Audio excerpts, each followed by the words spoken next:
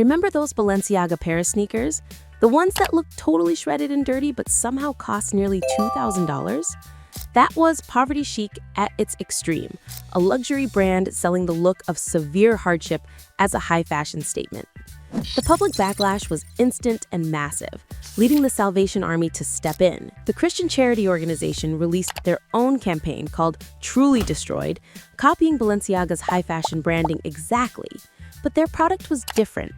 Their shoes were real. They were worn out, truly destroyed shoes that belonged to people who were actually homeless. And every dollar from the campaign went directly to charity. The whole story shows how trends can become controversial and how such controversies can be reversed.